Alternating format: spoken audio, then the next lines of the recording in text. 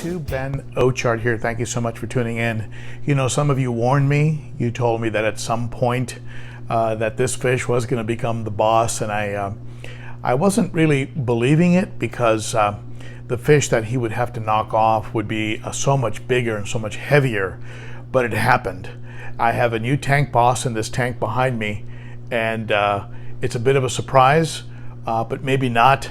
And I've certainly never owned one of these types of fish this size, and so I really didn't know how they were going to behave, and I wasn't really totally aware of how just how aggressive and how dominating they could be in a tank. So let's take a look. Let's take a look at the new tank boss, and I want you folks to comment below. Tell me what you think, and some of you can tell me I told you so, and that's okay.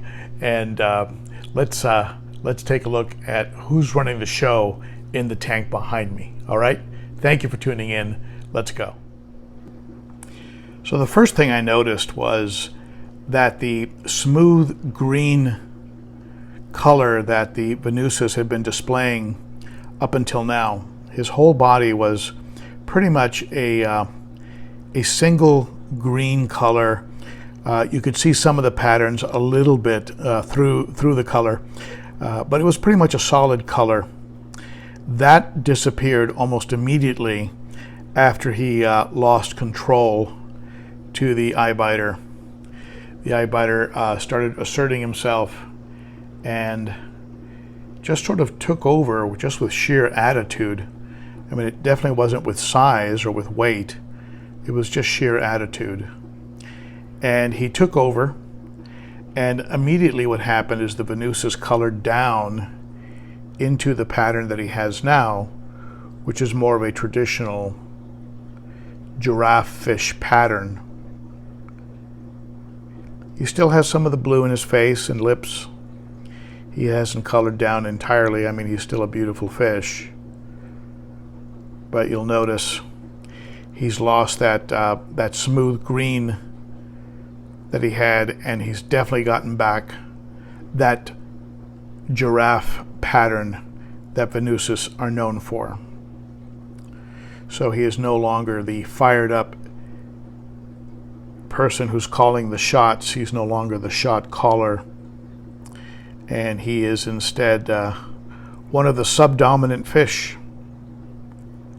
Subdominant to this guy right here, who was always pretty fired up when his dorsal and anal fins get the deep black in them, a little bit like they have now. You know that there's going to be some trouble. You can even see black at the base of his tail. This is an F1, which means it's one generation away from wild caught. So he definitely has the hunter, seeker, killer, predator instinct in him. And I didn't think he'd take over from the much heavier, much bigger venustus, but he did. And as you can see, he is pretty fired up. There are no females in here. So he is just really in these full colors just because he is the boss and wants everybody to know that he is, you know, large and in charge, and there is really no spot in the tank that he can't go and dominate. So that is the new tank boss, and it has changed the coloration and certainly the patterns in this venustus. The Fusco was trying at some point to get over on the eye biter, but that never really went anywhere. The eye biter was just a little bit too tough for him. Even the Malawi trout has tried to assert himself with the eye biter, but despite being longer and very fast and very strong, he hasn't been able to really to get over on this guy. He's just got a lot of spunk in him, as you can see. Every now and then you'll get a tank boss that once they are established as the boss, things calm down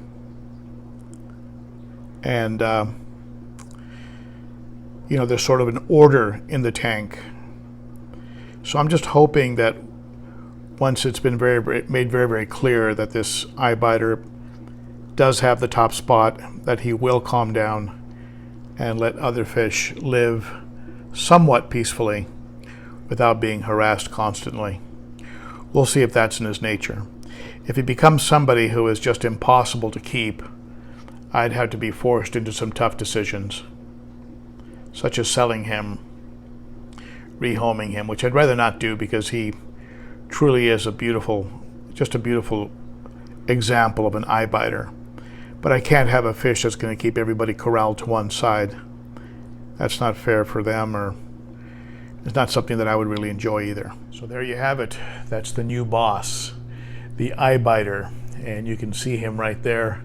He's been keeping fish kind of corralled on this side of the tank, and I'm hoping that he finally mellows out and becomes a benevolent dictator like the way the venustus was, where he would pretty much just kind of cruise around and not get into it with anybody once he had established himself as the tank boss, and would only occasionally break up other fights but not really start or get into fights himself, except maybe after a water change he'd get a little fired up. But we'll see how this eye biter works out as the new boss. It kind of surprised me that he took over because the venustus is so much bigger, so much heavier. But I'll tell you, it's not the dog in the fight; it's the fight in the dog. And that eye biter obviously has a bit more fight in him than the venustus had. So tell me what your thoughts are. Comment below, hit that bell, and join that convo gang. I really appreciate it. And be sure to tune in on Saturdays, because we do have Coffee and Cichlids where I can answer your questions directly. We can interact a bit, and we can tackle other subjects in the hobby.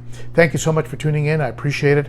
Follow on Instagram at ben.o.cichlid, and come on over to the Facebook group, a good group of fish keepers that help each other out, at ben.o.cichlid. Thank you so much for tuning in. That's it for me.